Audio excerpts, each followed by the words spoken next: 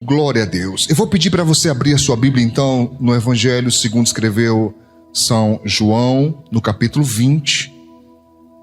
Por favor, esse vai ser o texto de base. Nós vamos retornar para ele sempre, em nome de Jesus. João, capítulo 20, a partir do primeiro verso. Mateus, Marcos, Lucas e João. O quarto livro do Novo Testamento, antes de Atos dos Apóstolos, facinho de encontrar. Todos acharam? Amém? Diz assim a palavra do Senhor. E no primeiro dia da semana, Maria Madalena foi ao sepulcro de madrugada, sendo ainda escuro, e viu a pedra retirada do sepulcro. E correu, pois, e foi a Simão Pedro e ao outro discípulo a quem Jesus amava, e disse-lhes: levaram o Senhor do sepulcro, e não sabemos onde o puseram. Verso 3. Então Pedro saiu com outro discípulo e foram ao sepulcro. E os dois corriam juntos, mas o outro discípulo correu mais apressadamente do que Pedro, e chegou primeiro ao sepulcro, e abaixando-se, viu no chão os lençóis, todavia não entrou. E chegou, pois, Simão Pedro, que o seguia, e entrou no sepulcro, e viu no chão os lençóis, e que o lenço que tinha estado sobre a sua cabeça, não estava com os lençóis, mas enrolado ou dobrado num lugar à parte. Então entrou também o outro discípulo que chegara primeiro ao sepulcro, e viu e creu, porque ainda não sabiam a Escritura que era necessário que ressuscitasse dentre os mortos. Tornaram, pois, os discípulos para casa. Eu queria começar hoje, irmãos, falando a respeito da reação de cada um. Em primeiro lugar, nós vemos que Maria, no verso 1, ela vai de madrugada, ainda escuro. E a palavra de Deus é clara ao dizer: os que de madrugada me buscam, me acharão. Mas é importante que saibamos, você e eu, que madrugada não tem um sentido único do período de transição da noite para o dia seguinte, para amanhã. É isso primordialmente, mas madrugada também significa momento de calmaria. É como se Deus dissesse: separe momentos de calmaria, momentos onde você possa, de forma calma, de forma tranquila, equilibrada, tirar um momento para você falar com Deus. É evidente que no curso de 24 horas, a madrugada tende a ser um momento mais calmo, pelo menos para a boa maioria das pessoas. Tem uns vizinhos meus lá que não respeitam muito isso não, mas geralmente as pessoas de madrugada estão mais quietas, né? Já estão dormindo, ou quem está fazendo alguma coisa tende a evitar um barulho maior. E eu penso, queridos, que quando o Senhor Deus está fazendo esse convite da busca durante a madrugada, é como se Ele dissesse: não me busque só nos momentos ruins. Não me busque apenas quando as coisas estão difíceis para você. Não lembre de mim apenas quando a sua alma está em angústia, em agonia. Mas nos momentos bons, nos momentos calmos, oferte também do seu tempo para o Senhor. Amém? Maria foi buscar de madrugada sendo ainda escuro.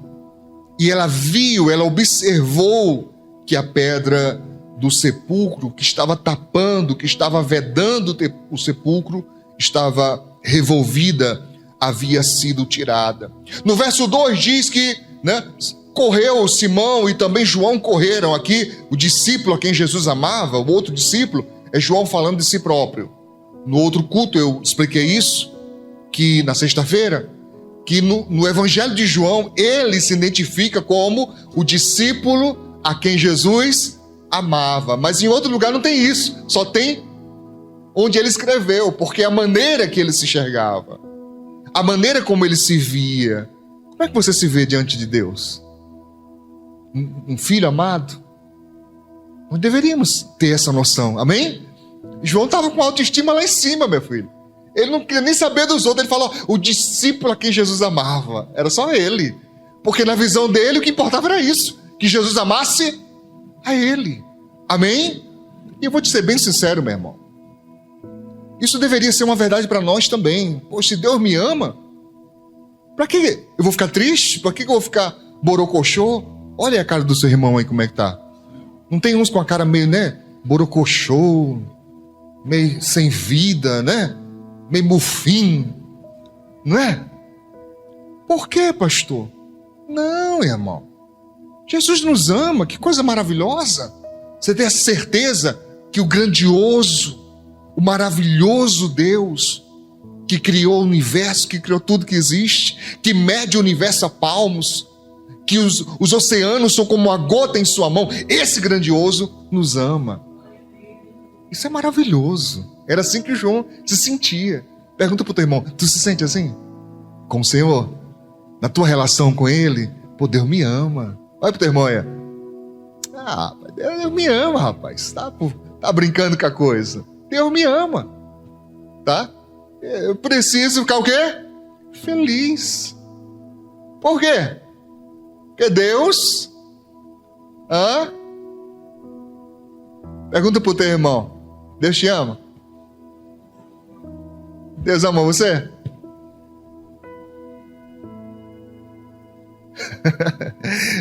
Se Deus ama você, precisa o quê? Feliz. Feliz. Por quê? Porque o eterno, o próprio amor me ama. Amém? Era assim que João se via. E eu acho uma coisa interessante aqui.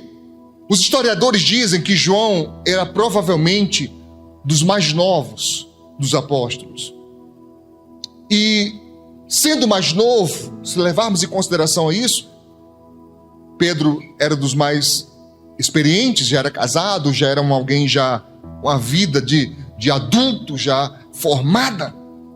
Provavelmente alguém de mais idade. E você bota um jovem, né? Deixa eu ver quem, meu Deus. Um Davi desse da vida aí, um Lucas, James, certo? Para disputar carreira comigo? Covardia, não é? Vai chegar primeiro, não tem jeito. Então, João saiu na disparada, Pedro não conseguiu acompanhar. Mas além da juventude e da jovialidade, eu penso sempre que João tinha uma força motriz. Ele tinha um motor diferente, irmãos. Amor. O amor dele por Cristo era coisa maravilhosa. Dos apóstolos, ele é o único que não morreu assassinado. É o único que morreu de velhice. Tem algum segredo no amor. Amém? Pode observar, quando a pessoa está amando, até a fisionomia dela muda. Muda ou não muda? Muda ou não muda? Descobre aí se essa pessoa tá amando. Aí.